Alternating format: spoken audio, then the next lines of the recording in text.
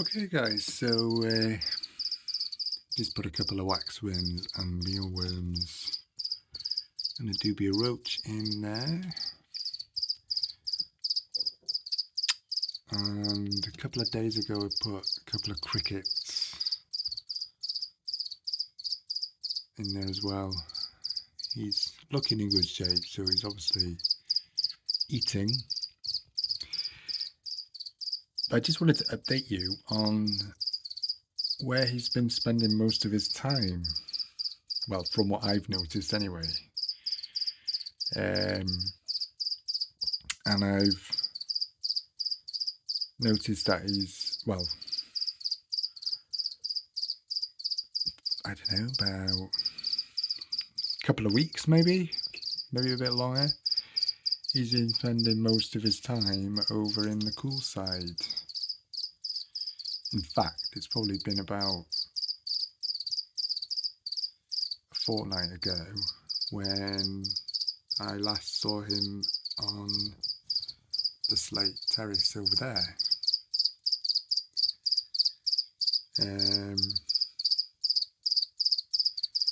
So temperatures have warmed up. We're in the middle of May now.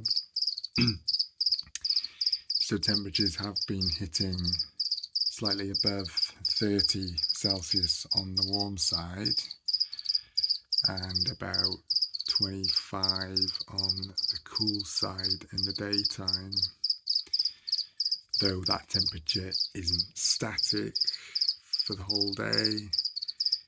It's usually sort of gets hottest at around mid-afternoon.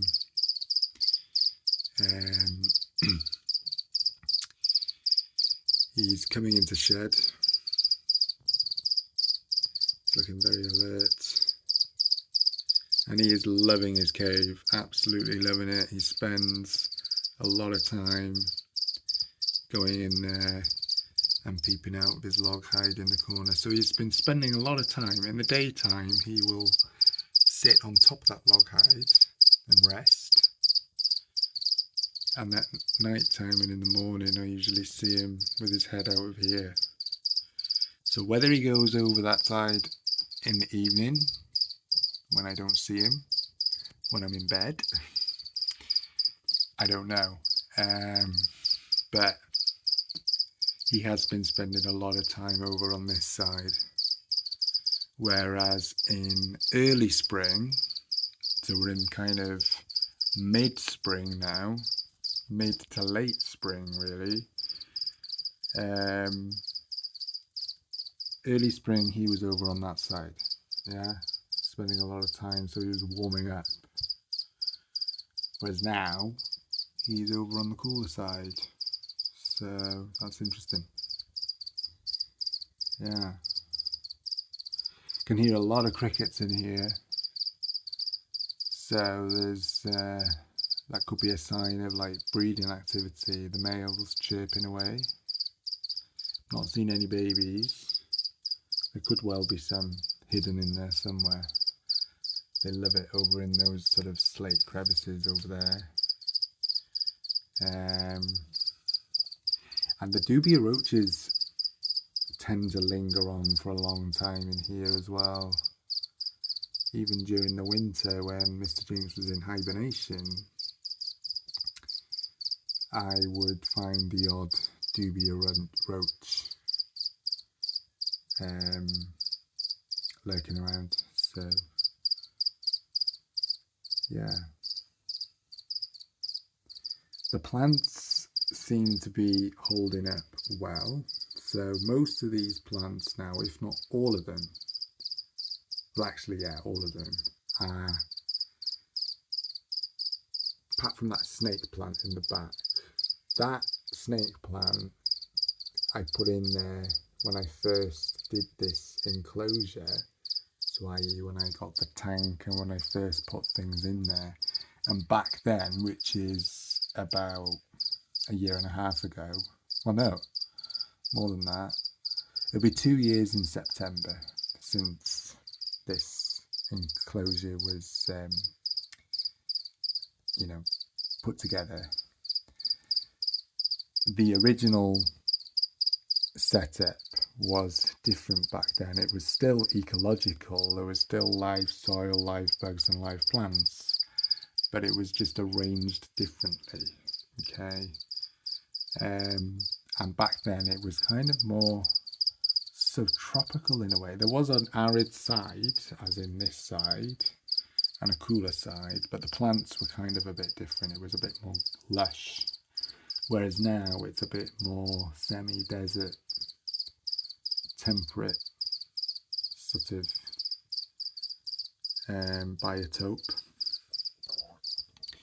So the plants that are in here now are basically set up for the kind of climate that they're in. Yeah. So these succulents, the aloe vera, the haworthia, they can last months without water. So even if that substrate completely dries out, they can hold that. They can hold it for a while. Okay. This sedum corticola, I have noticed through the growth here, it does like a bit of moisture in the soil. It doesn't like it when it gets too dry. Okay. So going back to the snake plant, that was originally there, and that's not a native plant to Pakistan. That's actually native to Africa, the subtropics. And the reason I put that in there was for aesthetics, and when I was looking at a video on what sort of plants can work in ecological bioactive enclosures. So, and then obviously I did more research into like plants from Pakistan, Potwa Plateau region, Soon Valley, and I cross-matched. I made a little list, cross-matched that list with plants that I could find in garden centres. And there isn't really an exact species. For example, there are probably hundreds of kinds of species of aloes and hundreds of species of carex. So I couldn't get the exact one from a garden centre, but I was able to get a form of, say, carex or aloe vera that would suit the conditions of the terrarium. Yeah, so it's not going to be an exact version of the habitat for obvious reasons, really. I mean, you know, depends on what's available, really. Okay. But yeah, it was his birthday on the 15th of May, so he's 2 years old. And he's at a prime age now to mate. But at the moment, I don't have the right... My room isn't configured right to be able to accommodate another gecko female. Because I would want to raise the female the same way as I've raised this guy, so that she is able to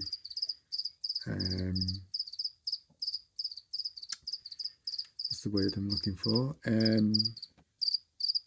You know, I want her reared up in a wild-like enclosure, so she's got the skills, like natural sort of behaviours, not a female that's been raised in, say, a little glass box or whatever. Rack system, I'm totally against rack systems, which you probably already figured.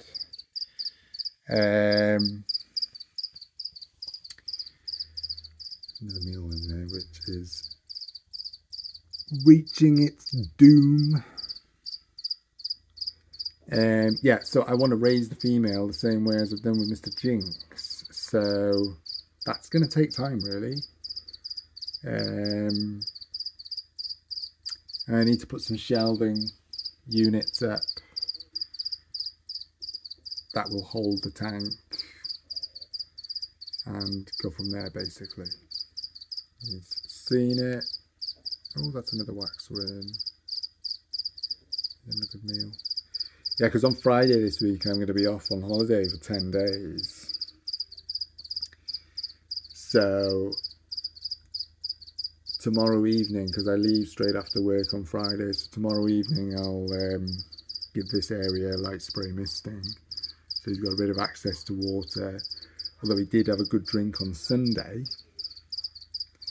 But I'll just give it another light misting. I'll also turn the thermostat down just a tad, just in case it does warm up outside, which obviously will affect the ambient temperatures of this room and in turn the tank. So he's having a good feed now, and then hopefully tomorrow he'll have another drink, and then he'll be fine then for 10 days. That's a great thing about leopard geckos. They're a hardy species and very, very easy to look after once you know how to. They can adapt. And yeah.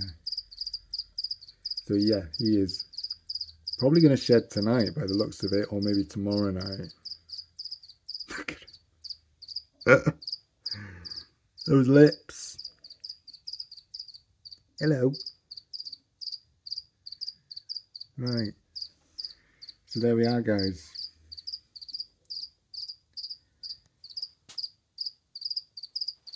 Over and out.